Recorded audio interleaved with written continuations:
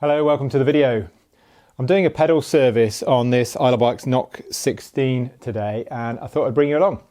I'll start by telling you why it needs a pedal service. So quite commonly on these bikes, the pedal bearings can get worn out or get grit in them, and the pedals get really stiff.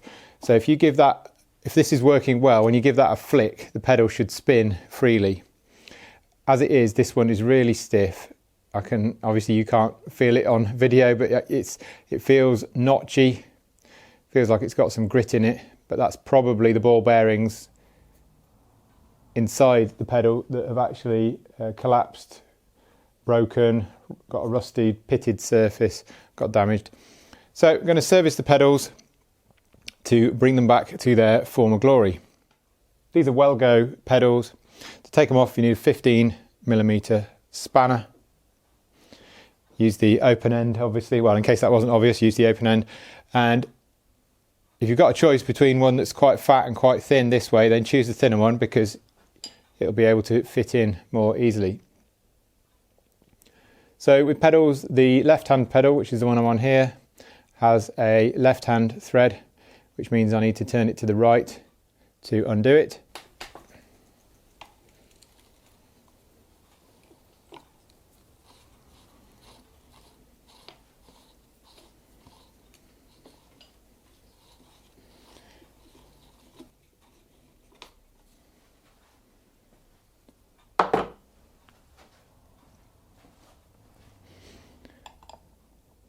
And the right hand pedal is a right hand thread, meaning I need to turn to the left to undo it. On this bike, the right hand pedal isn't nearly as bad as the left, but this one I can tell feels a bit crunchy, needs doing as well.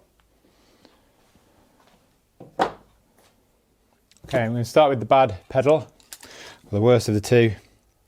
We need to get this plastic cap out of the end. Probably a good idea to move as much soil and grass out of the way as you can first, including around this end cap. Although to be honest, I'm not too bothered because I'm going to be cleaning the whole thing out anyway. So I usually use the point of a knife blade because there isn't much of a gap. See, that's starting to come out.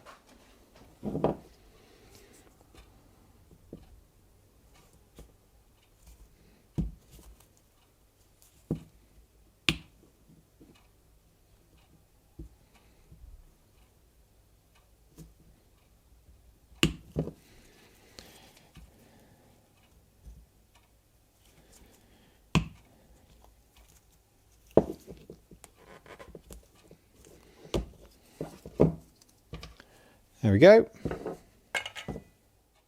That then reveals a nut that we need to undo. So in this case the nut is a 12mm, so I'm going to hold the other end with the 15mm spanner that we used before.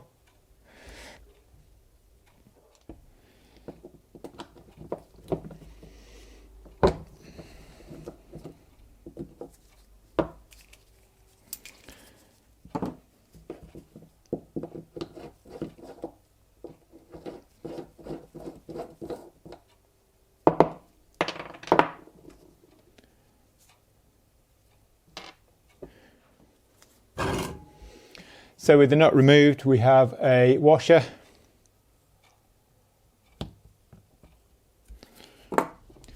Which, as you saw, my standard pliers had jaws that were too fat to get.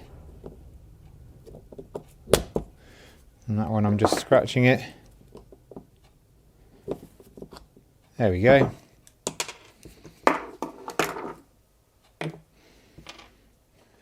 So after that, we have a second nut, which shouldn't be very tight at all.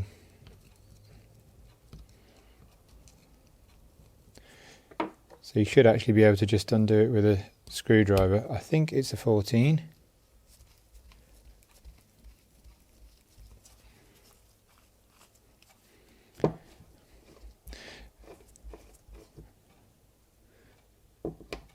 At this point you'll feel the pedal start to get loose, so the plastic bit get loose against the shaft of the pedal, as it were. Just undo this one.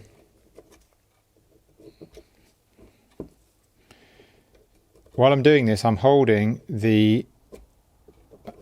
the pedal down onto the bench, because if I was doing this in mid-air, this shaft would fall away and ball bearings would start to fall out. And even though I'm pretty certain we're going to be throwing these away and putting new ones in, I want to catch them and have a look at them.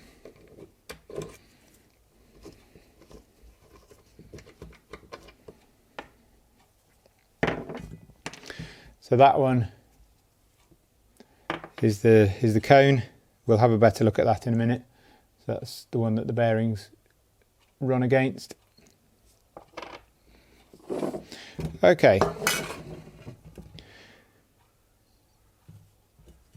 don't know whether you can see. We can now see the first set of ball bearings in there. 1, 2, 3, 4, 5, 6, 7, 8, 9, 10, 11, 12, 13. Check that again. 2, 4, 6, 8, 10, 12, yeah, 13 of them.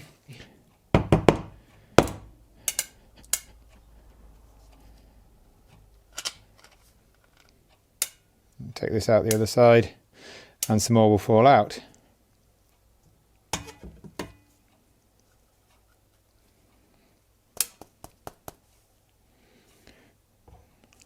I'll get a magnet for the rest of those.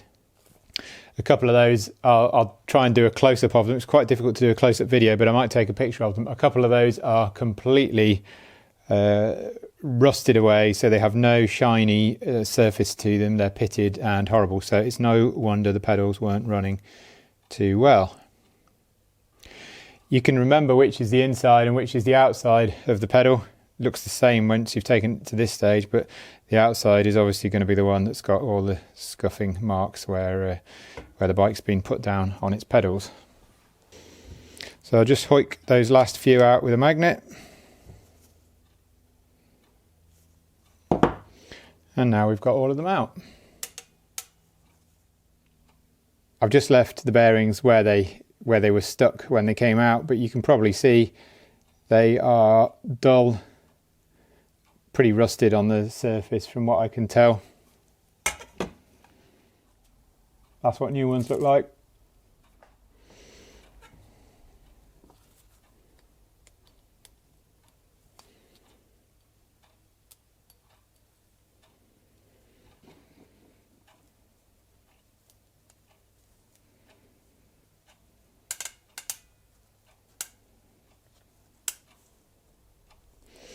Being quite careful to make sure they're not stuck to the grease on my glove, because then I'll end up losing them. Although, as I say, in this case we're going to be replacing all of these anyway.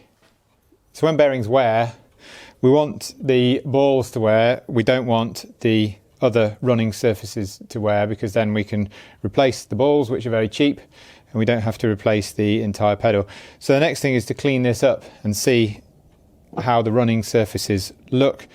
So we've got one there, another one on that nut that we removed, then obviously the two surfaces within the pedal itself. So I'm going to give them a clean using some brake cleaner. You don't have to use brake cleaner, any solvent will do.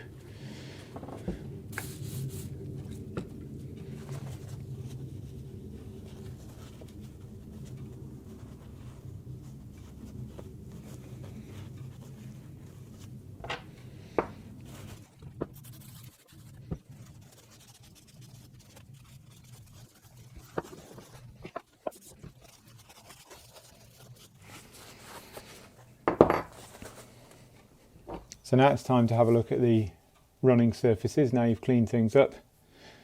You can see that shiny ring there where the ball bearings have been running on.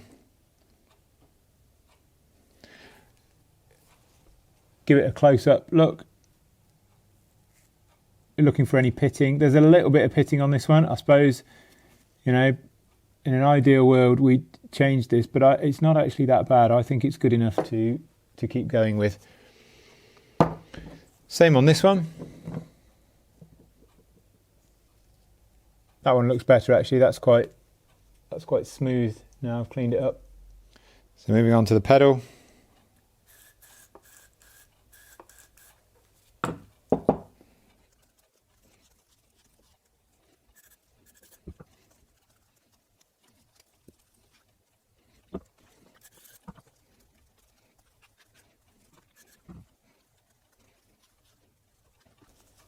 So I'm using a piece of rag over a plastic spatula type thing to just get the last bit of dirt out.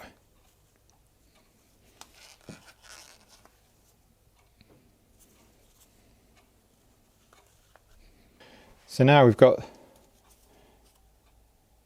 get the light right, now we've got some nice clean running surfaces inside the pedal as well.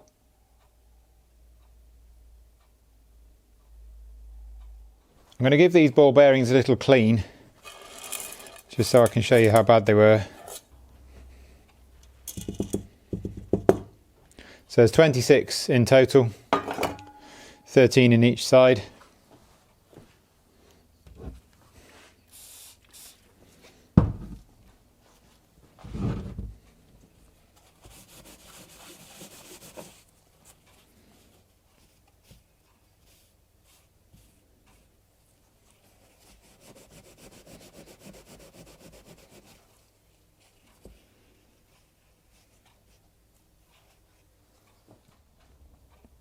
So I've put those on my magnetic pickup tool because I thought that might be the easiest way of showing you. Hopefully you can see there are some that are still nice and shiny, and there are some that no matter how much you clean them, they are not shiny, they're dull and rusty.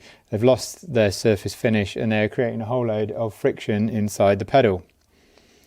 So we will get on and fit some new ones. So these bearings are 1/8 of an inch. Feels weird working in inches, but there you go. They've been it's been that way for long enough now that I think that's the way it's staying. These bearings are 1/8 of an inch and there are 26 of them, 13 in each side. Right, so with everything clean, you can start putting it back together. Got some clean forceps.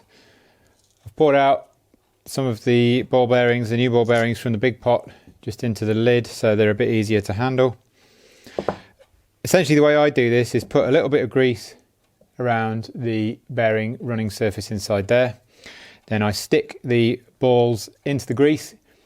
Feel free to giggle at that point if you wish. The grease holds them in place. Then we can turn the pedal upside down, do the same on the other side, and then put it all back together. To get the grease in the right place and nowhere else, after many years of getting in a right mess, I've treated myself to a small grease gun like this, which is absolutely brilliant.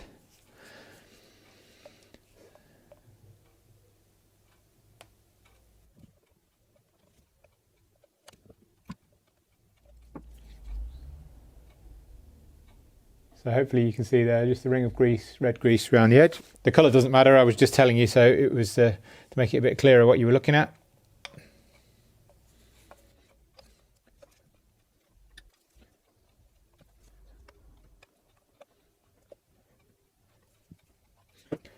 And then it's a case of picking up a ball bearing, sticking it in the grease, and repeating the process until you have the right number.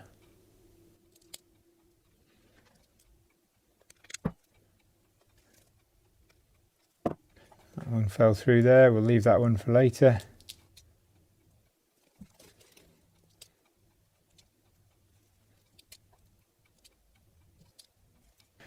Right, how many we got? 1, 2, so 2, 4, 6, 8, 10. 3 more. And there should be a gap. I don't know whether you can see. So I've got all those in and there is a little gap. So the balls aren't all touching each other. There needs to be a space. So hopefully our grease will hold all those in. And then we can go and do the same on the other side.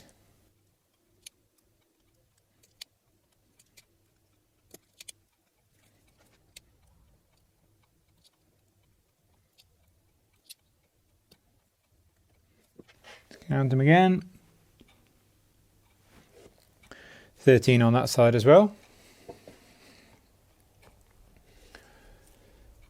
So now put a bit of grease on the other surface where the bearings are going to run on.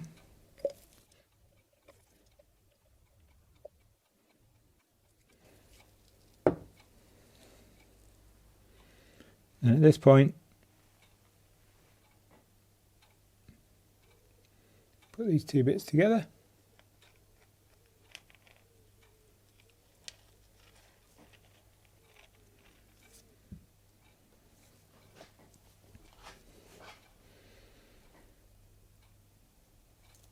Are you going to stand up? Yes, you're going to stand up. Brilliant.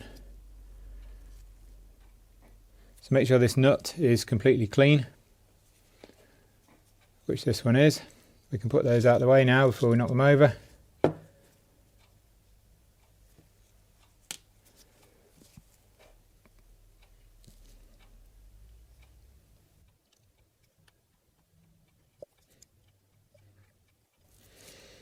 Give that a good dose of grease there.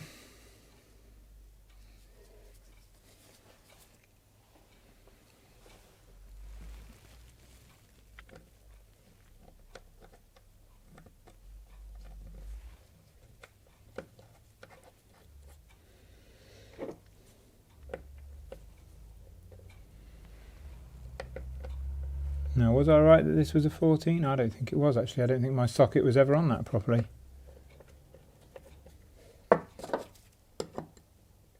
15.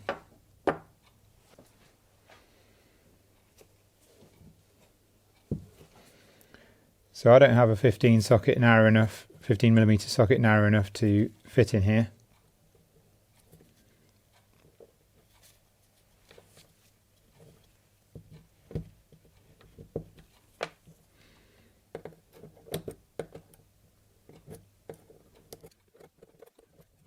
So use whatever you can. These forceps are working pretty well. This one doesn't need to be tight at all, and we'll come to that in a minute.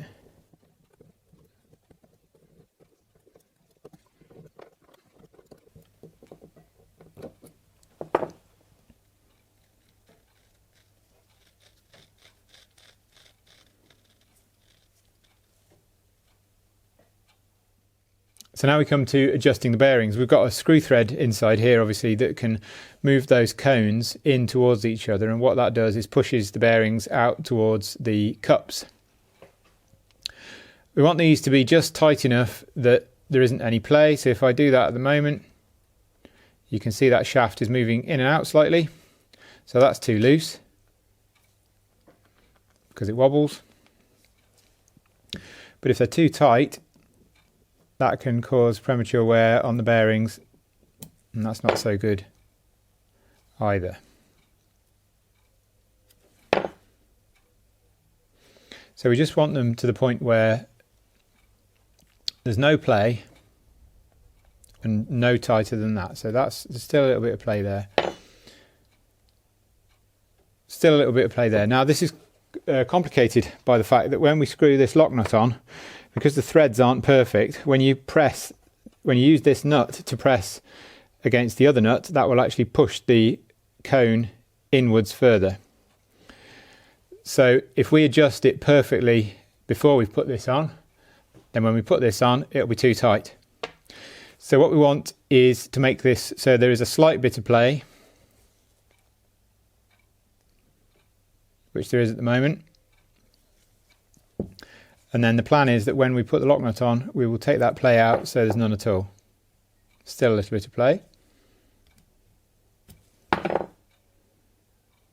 Still a little bit of play. Now this isn't easy. It's not technically difficult, but it takes a bit of trial and error to get it right. So we might need a few goes at it in summary.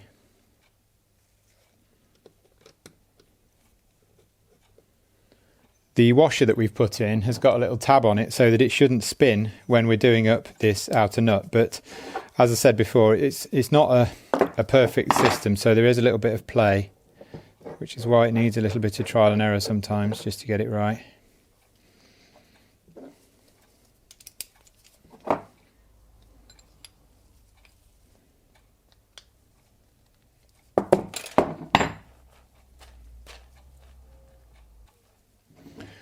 Although actually I'm quite pleased with that, if I do say so myself.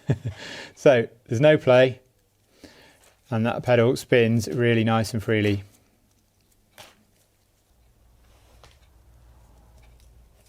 Like that. Just do a final tightening on that one.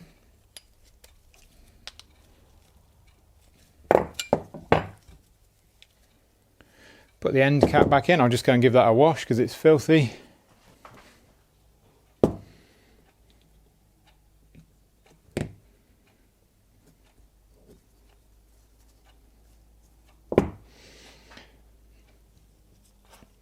There we go. Just going to put this pedal back on now.